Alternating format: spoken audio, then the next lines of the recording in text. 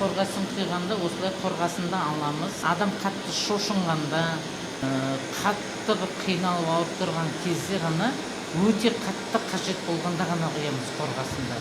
Ал енді қорғасынды без берекет қалай болса солай құя беруге болмайды. Қорғасын деген өте киелі дүние. Осылай ертіп аламыз қазір заманауи бойынша.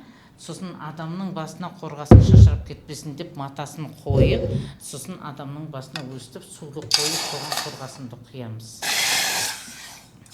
Қорғасын құйған адам енді міндетті түрде жаңағы қорғасынды құйғаннан кейін мына ананың суреті шықты, мынаның құлағы шықты демей, дұрыстап қорғасынмен сөйлеп білу керек. Мысалы қарайсыз, қорғасын адамның бойында қатты тіл болатын болса, тіл өтіп кеткен болатын болса, мен кімге ниеттеніп құйдым, мінекей көрдіңіз бе, сол адамның бойында қатты тіл бар деген сөз.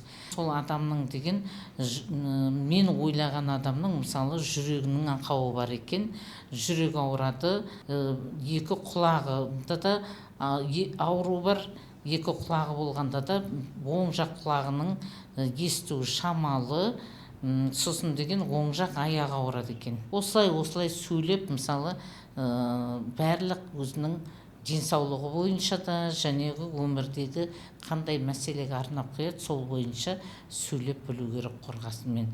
Қорғасын деген қатты қорыққан кезде, тағы да айтам, өте қатты ауыр дуа жасалған кезде қолданылатын зат.